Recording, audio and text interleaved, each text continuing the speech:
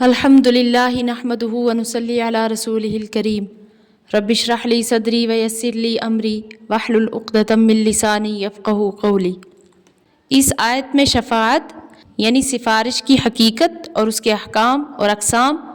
اور اس کے اصول کے بارے میں ذکر کیا گیا ہے، اور سفارش کو اچھی اور بری دو قسموں میں تقسیم فرما کر اس کی حقیقت کو بھی واضح کر دیا۔ اعوذ باللہ من الشیطان الرجیم، بسم اللہ الرحمن الرحیم۔ من یشفع شفاعۃ حسنۃ، جو کوئی سفارش کرے نیک بات میں، یکن لہ نصیب منہا، اس کو بھی ملے گا اس میں سے ایک حصہ، یعنی اچھی سفارش کرنے والے کو ثواب کا حصہ ملے گا۔ ومن یشفع شفاعۃ سیئۃ یکن لہ کفل منہا، اور جو کوئی سفارش کرے بری بات میں، اس پر بھی ہے ایک بوجھ اس میں سے۔ تو آیت میں اچھی سفارش کے ساتھ نصیب ان کا لفظ آیا ہے اور بری سفارش کے ساتھ کفل ان کا، اور لغت میں دونوں کے معنی ایک ہی ہے، یعنی کسی چیز کا ایک حصہ، لیکن عرف عام میں لفظ نصیب اچھے حصے کے لیے بولا جاتا ہے اور لفظ کفل اکثر برے حصے کے لیے بولا جاتا ہے، اگرچہ کہیں کہیں اچھے حصے کے لیے بھی لفظ کفل استعمال ہوا ہے۔ تو اچھی سفارش کیا ہے؟ اس میں دو شرط ہونی چاہیے۔ ایک تو یہ شرط ہے کہ جس کی سفارش کی جائے اس کا مطالبہ حق اور جائز ہو، دوسرے یہ کہ وہ اپنے مطالبہ کو کمزوری کی وجہ سے خود بڑے لوگوں تک نہیں پہنچا سکتا۔ تو اس سے معلوم ہوا کہ خلاف حق سفارش کرنا یا دوسروں کو اس کے قبول پر مجبور کرنا، یہ بری سفارش کہلاتی ہے۔ تو اب آیت کے مضمون کا خلاصہ یہ ہوگا کہ جو شخص کسی شخص کے جائز حق اور جائز کام کے لیے جائز طریقے پر سفارش کرے تو اس کو ثواب کا حصہ ملے گا، اور اسی طرح جو ناجائز کام کے لیے یا ناجائز طریقہ پر سفارش کرے گا تو اس کو عذاب کا حصہ ملے گا۔ حدیث میں بھی ایسے شخص کے بارے میں جو کسی کی سفارش کرے گا اس کو ثواب کا مستحق فرمایا گیا ہے۔ وہیں یہ بھی بتلایا کہ سفارش کی حد یہی ہے کہ کمزور آدمی جو خود اپنی بات کسی بڑے تک پہنچانے اور اپنی حاجت صحیح طور پر بیان کرنے پر قادر نہ ہو تو تم اس کی بات وہاں تک پہنچا دو، آگے وہ سفارش مانی جائے یا نہ مانی جائے، اور اس شخص کا کام پورا ہو یا نہ ہو، اس میں آپ کا کوئی دخل نہ ہونا چاہیے۔ یہی وجہ ہے کہ قرآن کریم کے الفاظ میں اس طرف اشارہ موجود ہے کہ سفارش کا ثواب یا عذاب اس بات پر موقوف نہیں ہے کہ اس سفارش میں آپ کامیاب ہو، بلکہ اس ثواب اور عذاب کا تعلق مطلق سفارش کر دینے سے ہے، خواہ آپ کی سفارش پر عمل ہو یا نہ ہو۔ اور سفارش کرنے کا یہ اصول ہونا چاہیے کہ سفارش کر کے آدمی فارغ ہو جائے، اس کو قبول کرنے پر مجبور نہ کرے، جیسا کہ خود رسول کریم صلی اللہ علیہ وسلم نے حضرت عائشہ صدیقہ رضی اللہ عنہا کی آزاد کردہ کنیز سے یہ سفارش فرمائی کہ اس نے جو اپنے شوہر مغیث سے طلاق حاصل کر لی تھی اور وہ طلاق دینے کے بعد پریشان تھے کہ دوبارہ انہی سے نکاح کر لے، تو بریرہ رضی اللہ عنہا نے عرض کیا کہ یا رسول اللہ صلی اللہ علیہ وسلم، اگر یہ آپ کا حکم ہے تو سر آنکھوں پر، اور اگر سفارش ہے تو میری طبیعت اس پر بالکل آمادہ نہیں ہے۔ تو آن حضرت صلی اللہ علیہ وسلم نے فرمایا حکم نہیں ہے، سفارش ہی ہے۔ بریرہ رضی اللہ عنہا جانتی تھی کہ رسالت مآب صلی اللہ علیہ وسلم کو خلاف اصول کوئی ناگواری نہیں ہوگی، اس لیے صاف عرض کر دیا کہ پھر میں یہ سفارش قبول نہیں کرتی۔ آپ نے خوش دلی کے ساتھ ان کو ان کے حال پر رہنے دیا۔ تو آج کل جو لوگوں نے اس کا حلیہ بگاڑ دیا تو وہ در حقیقت سفارش نہیں ہوتی، بلکہ دباؤ ڈالنا ہوتا ہے اور مجبور کرنا ہوتا ہے، اور یہی وجہ ہے کہ اگر ان کی سفارش نہ مانی جائے تو ناراض ہوتے ہیں۔ حالانکہ کسی ایسے شخص کو زبردستی سفارش قبول کروانا یہ سخت گناہ ہے، اور اسی طریقے سے جس سفارش پر کوئی معاوضہ لیا جائے وہ رشوت ہے۔ حدیث میں اس کو سخط اور حرام فرمایا ہے۔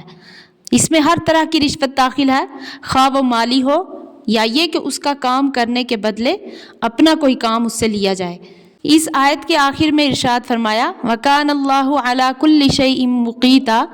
اور اللہ ہے ہر چیز پر قدرت رکھنے والا۔ لفظ مقیت کے معنی لغت کے اعتبار سے قادر اور مقتدر کے بھی ہیں، اور حاضر اور نگران کے بھی، اور روزی تقسیم کرنے والے کے بھی ہیں، اور اس جملے میں تینوں معنی مراد ہو سکتے ہیں۔ پہلے معنی کے اعتبار سے تو مطلب یہ ہوگا کہ اللہ تعالیٰ ہر چیز پر قادر ہے، عمل کرنے والے اور سفارش کرنے والے کی جزا یا سزا اس کے لیے کوئی دشوار نہیں۔ اور دوسرے معنی کے اعتبار سے مطلب یہ ہوگا کہ اللہ تعالیٰ ہر چیز پر نگران اور حاضر ہے، اس کو سب معلوم ہے کہ کون کس نیت سے سفارش کر رہا ہے۔ محض اللہ کے لیے کسی بھائی کی امداد کرنا مقصد ہے یا کوئی اپنی غرض بطور رشوت کے اس سے حاصل کرنا ہے۔ وَإِذَا حُيِّيتُم بِتَحِيَّةٍ فَحَيُّوا بِأَحْسَنَ مِنْهَا أَوْ رُدُّوهَا، اور جب تم کو کوئی دعا دے تو تم بھی دعا دو، اس سے بہتر یا وہی کہو الٹ کر۔ ان اللہ کان علی کل شیء حسیبا، بے شک اللہ ہے ہر چیز کا حساب کرنے والا۔ تو اس آیت میں اللہ تعالیٰ نے سلام اور اس کے جواب کے آداب بتلائے ہیں۔ تحیہ کے لفظی معنی کسی کو حیاک اللہ کہنا، یعنی اللہ تم کو زندہ رکھے۔ اسلام سے پہلے عرب کی عادت تھی کہ جب آپس میں ملتے تو ایک دوسرے کو حیاک اللہ کہتے، یا انعم اللہ بکا عینا، یا انعم صباحا وغیرہ الفاظ سے سلام کیا کرتے تھے۔ اسلام نے اس طرز تحیہ کو بدل کر السلام علیکم کہنے کا طریقہ جاری کیا، جس کے معنی ہے تم ہر تکلیف اور رنج و مصیبت سے سلامت رہو۔ دنیا کی ہر مہذب قوم میں اس بات کا رواج ہے کہ جب آپس میں ملاقات کریں تو کوئی کلمہ آپس کی محبت کے اظہار کے لیے کہے جاتے ہیں، لیکن اسلامی سلام جتنا جامع ہے کوئی دوسرا ایسا جامع نہیں، کیونکہ اس میں صرف اظہار محبت ہی نہیں بلکہ ساتھ ساتھ ادائے حق کے محبت بھی ہے کہ اللہ تعالیٰ سے یہ دعا کرتے ہیں کہ آپ کو تمام آفات اور تمام مصیبتوں سے سلامت رکھے۔ حدیث میں ہے کہ حضرت عبداللہ بن عمر رضی اللہ عنہ فرماتے ہیں کہ ایک شخص نے رسول اللہ صلی اللہ علیہ وسلم سے دریافت کیا کہ اسلام کے اعمال میں سب سے افضل کیا ہے؟ تو آپ صلی اللہ علیہ وسلم نے فرمایا کہ تم لوگوں کو کھانا کھلاؤ اور سلام کو عام کرو، خواہ تم اس کو پہچانتے ہو یا نہ پہچانتے ہو۔ اسی طریقے سے دوسری حدیث میں حضرت ابو داود نے حضرت ابو امامہ رضی اللہ عنہ سے نقل کیا ہے کہ رسول اللہ صلی اللہ علیہ وسلم نے فرمایا کہ اللہ تعالیٰ کے نزدیک سب سے زیادہ قریب وہ شخص ہے جو سلام کرنے میں پہل کرے۔ اور ایک حدیث میں رسول اللہ صلی اللہ علیہ وسلم کا ارشاد ہے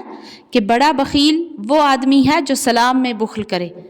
رسول کریم صلی اللہ علیہ وسلم کے ان ارشادات کا صحابہ کرام رضی اللہ عنہم پر جو اثر ہوا اس کا اندازہ اس روایت سے ہوتا ہے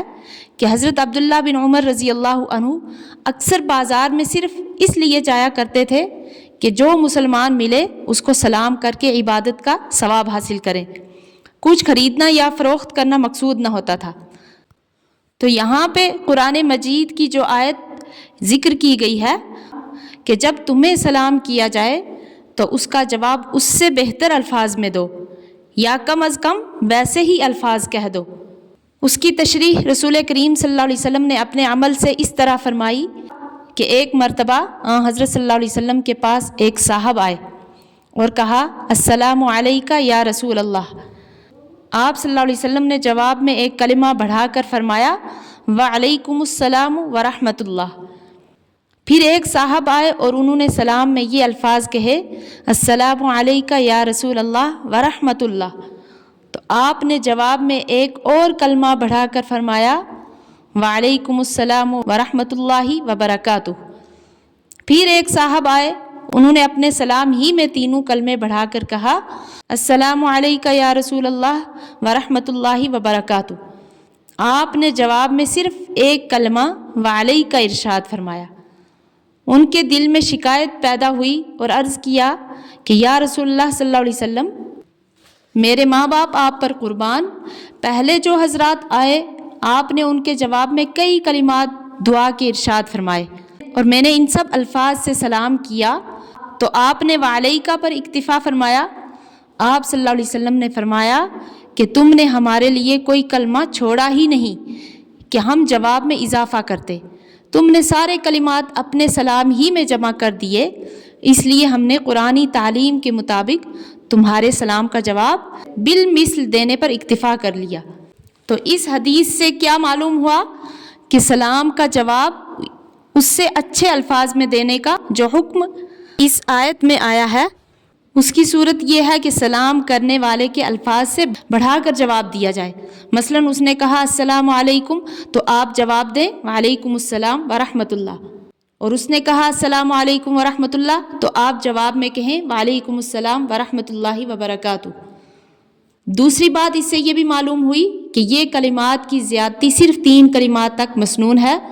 یعنی السلام علیکم اور رحمۃ اللہ وبرکاتہ، اس سے زیادہ کرنا مسنون نہیں۔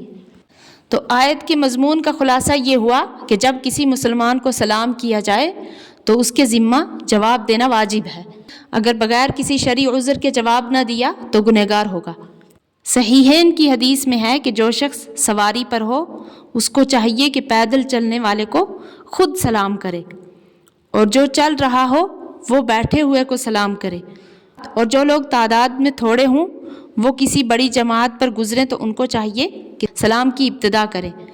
ایک حدیث میں ہے کہ جب آدمی اپنے گھر جائے تو اپنے گھر والوں کو سلام کرنا چاہیے کہ اس سے اس کے لیے بھی برکت ہوگی اور اس کے گھر والوں کے لیے بھی۔